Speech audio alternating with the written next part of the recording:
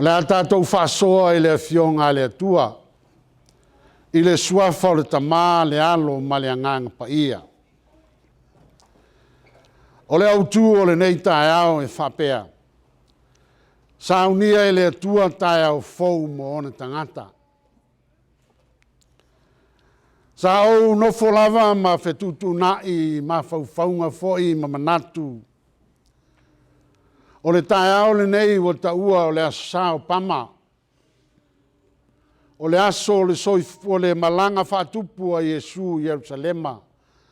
E whailonga ina i lea tausanga ma lea tausanga. Ai wauwa wa ai tusi whaitau le nei tae au. E peo na tātou whaitau ina mai a Isaia. O lo ta oto ai nā. E leo tala noa le tusi aso i le malanga whatupu. Po o le fotuai o le malanga whatupu. Ai o lo whasoa mai le tusi aso. Ma le au whai ngā luenga te tofia le atua. I le taunuunga o le malanga whatupu. Pea e sila i le tuspa ia.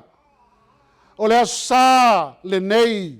O le teimi nei o laimba langa mai Yesu i le maunga ngā i Jerusalema.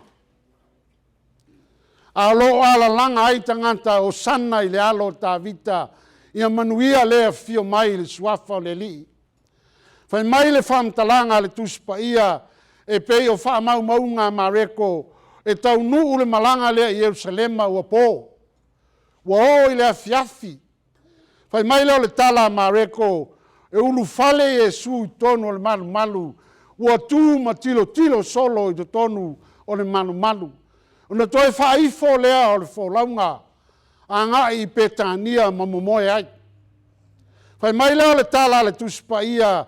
E usua i mai le malanga ata e ao. I le aso ngā fua i le vave ao. Na tau mai lea i le mati i laulaua. Fai mai lea na asi e Yesu, ai ruatu Yesu, ua na o lau e leise fua. O na fetu uai lea e le atua o le mati. Tele ia o onga. Ai mai se fo i o mori mau fale nganga i lea fo i mori mau. Fai mai le tala na iu ana nafi a wana fai u i le fuli ina e le atua. Ma sasa ese tangata i le malu malu.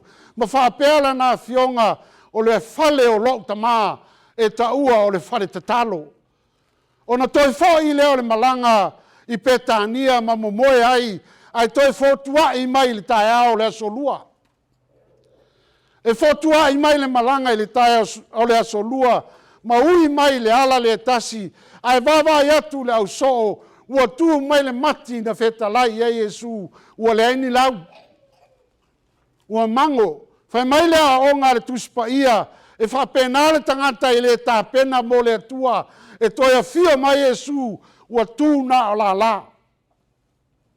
O na whapea leo le tala. I le aso lua atoa. O le tele i o onga. O lo wha mau mauina ai e evangalia e wha. Ai whai mai na toi i foi le malanga i le aso lua. Ma moe ai o lo whapea le tala le tusi. O tua o le ai. A o petania. Ona toi usua i mai leo le malanga i lea solulu. Ona whaia lea Yesu o lea onga whai mai. O le whatafuna ina o le malu malu. O le fio mai o le lii. E fio mai lona lava taimi.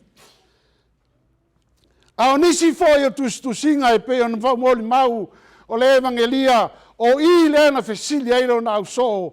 Po a whea e tutupu ai mea nei. I le mātai o na e luas fulma le whaa.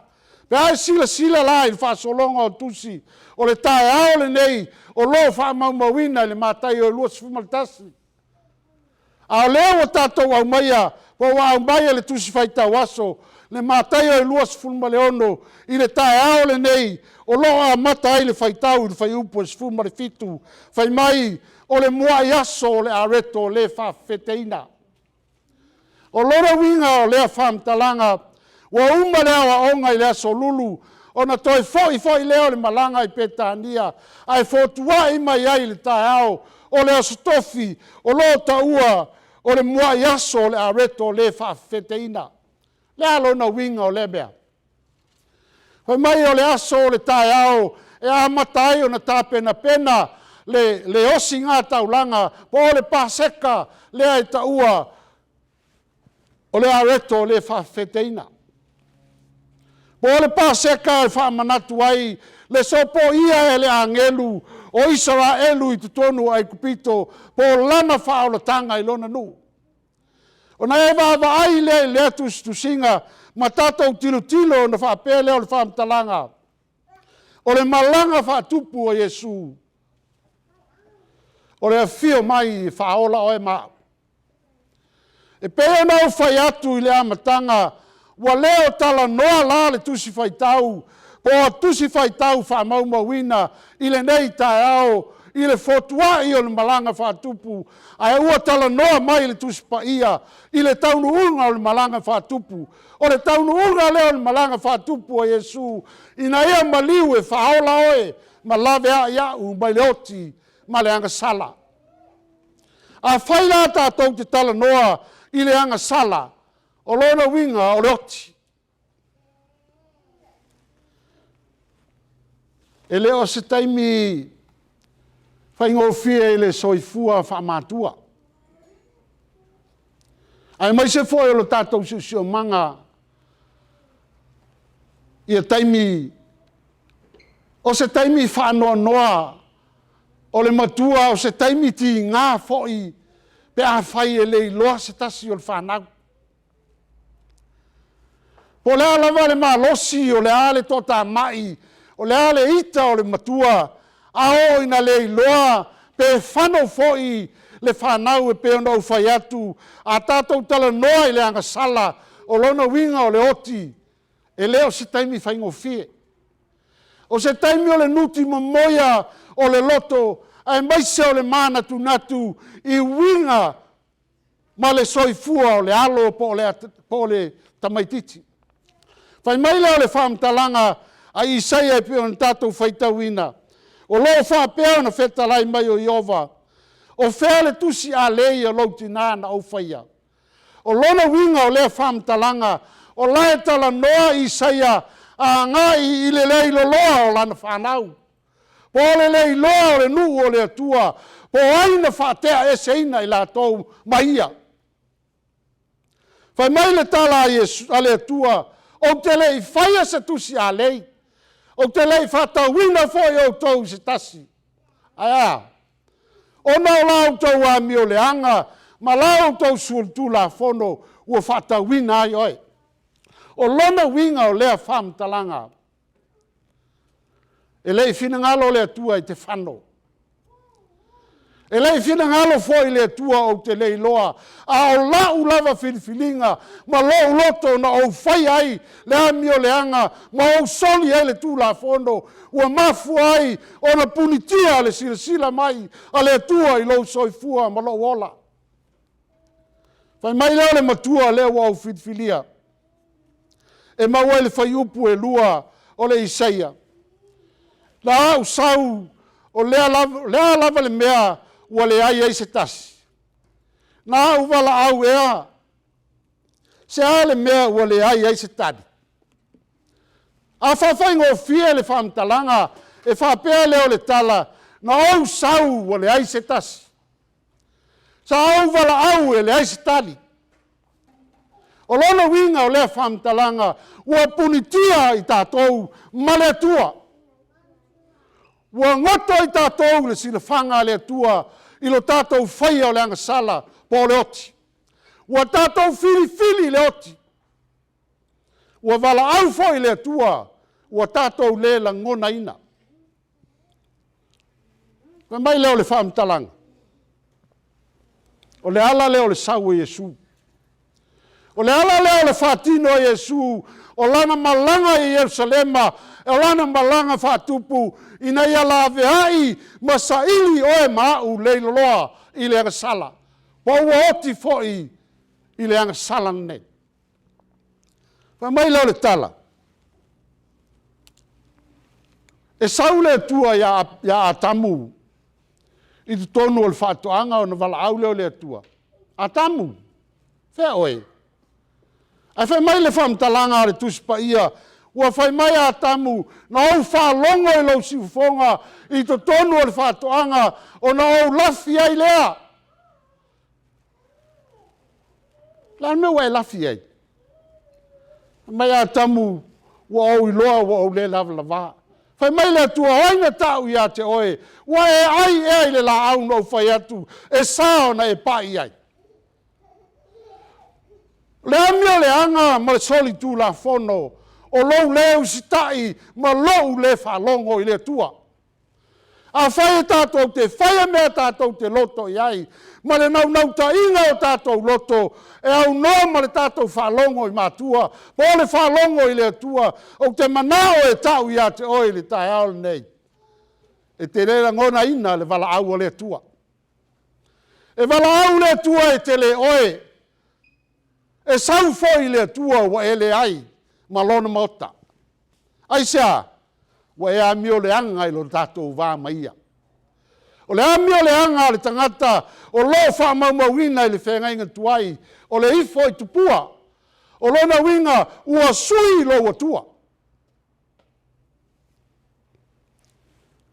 Te le o mawhauwhaunga, ma whaamtalanga i le nei fo i tusi whaitau. Ai toi whamanatu mai e le atua i ate i tātou, i le whai upu e tolu. O au o le atua o te whamatu ina le vai. Ua ngalo i ate oe Israelu, o au o le atua o te wawai ina, ma au whaava noa le ala e te ui ai. Ua ngalo i ate oe Israelu, ma le tangata ke usiano, o au o le atua o te whaia me sili moe. Whai mai le whaupunga le ei, i le whai upu whauta, o la wā i atu e pau mātū o le sami, e whai fōi au o vai tafe manu una mati, e elo ia ua iai o na ua le ai se sua vai, e mamate fōi le fia inu. O lona winga o lo whata oto ai e le atua, i Israelu e mautinoa, le atua le nae te au auna iai, o le atua e au mea uma, o le atua e pule ia te oe maa. Ta ua lalo tātou soifua. Whalongo i le atua. O le whaia o tātou loto. Whai mai le atua o whai mai le atua. Ta lia Jesu e whai ma whaola. O le mea e tau na tātou whaia. Ta lia. Awa nei o tātou whinau i le atua. Le anga whai mai le atua. O au o te pule i le vai. E ma whai o nou wha mātū ina. Lou soifua ma lo ola. Wha matala e le atua ma whai mai. E te lei loa o au no au whaia le paseka. Le tusi e mātaio. Wha mai o le paseka na whai e Israelu. Na whatonu e le atua ia Israelu. I le tae ao le asotofi. Wa ai le mamoe. Ato ai titi le ainga taitolua. Fasi le mamoe ma nini ai pou. Ai sea. E sau le atua e whaola rona nu. O le fina ngalo foi nao le atua i a te ita ua. Ina ia nini o tātou ola, ma sau lo soifua, ma so ola vai, i le toto pa ia o Jesu Keriso, o na la sia leo i tātou e loti. O na monti noa lea, ua tātou ola whaatasi ma Keriso. Wha maile, de mātai o le sa tātou whaitauini. Whai mai lau so i a Jesu. O whea mātou te oe e ta pena e te tau mawhai le paseka. Ia, ai sisila e tala na e whamatala, ia le la whapupu atu. O le whale la sa whaasino i Jesu e tau sami ei, pe tau mawhai le paseka o le whale o la salo. Whai mai le tala Jesu, oi le fale, e fai e tangata o le aso, e tau mawhai Jesu malana whanau. Po ana wauna i le paseka, i lona fale. O se isi whamtalanga, e watu lau so o umon tapena e la salore. Le fale e tau sami ei le paseka. Pe tau mawhai le paseka. Ai te ilo le mea lai tupu e le paseka. Lai ei ma le tangata o laia. Lai nofo mai ma le tupua. Lei foi tupua lai whamatala i le whenga inga tuai, ua vā ai le tangata ma le atua, ai whai mai le whamatalanga, ua alu uta i le au whasaio ma le au tusi upu, o na whai mai lea whai mai. O le au whalata i ate oe. O le tala i uta i le au whasaio, o a mea tau te ofo i ate au, o tō walu le whalata. I o tala o tātou malama. Tupe. Te loa e leisi tupua ma losi nao, le ei nei lau soifua ma lo ola. O le tupe. O le tupe o ma lepe ai oe ma lau tamā. O le tupe o ese ai oe ma lau tina. O le tupe ua whai ma whawhita auli i to tonu o le whe au ma ngā ruenga le tua. Aisea. Ia. O te lena tia e lau tala. Ia te utou whanau. Po utou fo i whanau o le tua. Ua whaile tupe e maala e punitia ai lo tātou soifua tāpuai. I lea. A whai atu leo sāre lotu ai whamai o te whai ngā luenga. Le mālosi o le tuina nau. Le mālosi o le tupua ua tau ma whaina ia punitia ai ma whai ma vāta puia o i tātou ma le tua. Tasi a le aso. Whaava noa mo le atua. Wha mai le tala al tusi. O lona a whaina o le tātou soifua. O le tala Iesu, o le i to tonu o le tātou whaapotpotonga, le tangata na te whaalata ina. O le ase le lei o se mafutanga, o le ase mafana o se tātou wheoe ai tonu o le whiau ma le ngā ruenga. O le taimia e tū wai satani tonu o le tātou mafutanga. O na e tari tonu lea. E le tangata na te whaalata ina Iesu.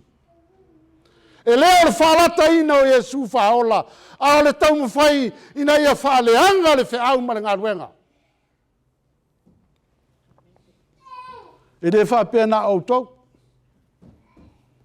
E o fo le whai whiau. Ua fia vai whiau ua mai maule whiau ma le ngā ruenga i ne mea o tupe. E te sila fia wai e fai whiau ua mai mau wai ola. Ai sea, se le wha mua. Ua talia le tupe mai le tangata, ai ngalo ia te ia o ia o le so o filia. Hoi mai leo Iesu, sa sili ona e le whanau mai.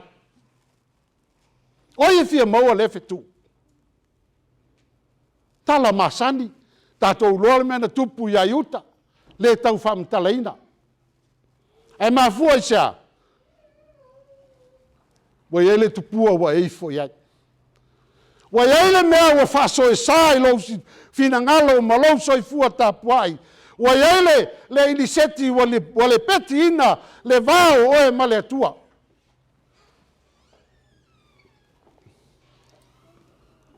Fa mai le tala le autua nei taia.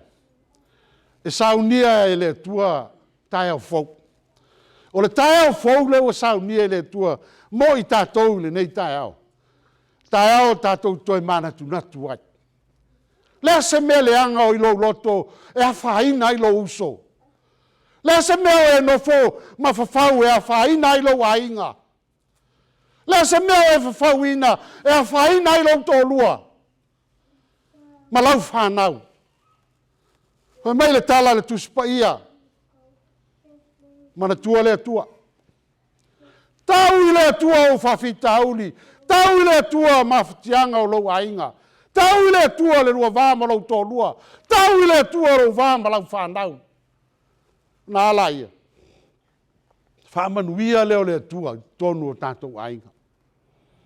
Ai awane e whiriwhiria ma tāo whi mau. Vai mai le fisile Iesu. Ai uta ia Iesu. Iesu, o hawea. Vai mai le tala Iesu, i oe. Oe. Ele alo le tala e ale atua ia te oe. A whai awa e loa, o au ma oe whaalata ina le li. Tau i le atua, o au le atua o te whaalata ina oe. Se ia, ina tango mai le atua, e li ina lo loto. ina ia e ola, a eua ne e whano. Le tau whai loa. Le ala le na fōa i eilo na ola atoa, ina ia whaia se tae au fau mo oe mau. Le ala tae au fau o lo tātou tā pena i e. Ta pena ina ia e sao le langi. Ta pena ina ia e ta lia lona maliu. Malona toi tu. Le ala tātou whamana tuina fo il nei tae au. Ta pena ina ia e ta lia. O lou whātua tuanga le nā e te sao ai le ola e whaavavau. Ma o ulu whale ai i le mālo le tua. O le tātou tali tonu na maliu ke riso mo oe mau. Na toi whātuina mai le tamā, mai le oti mai le tunga mau. O lo tātou whātali tali i lona whaali mai e tali sa paia ma fisina lo soifua ma lo ola i le langi e whaavavau lava. Amen.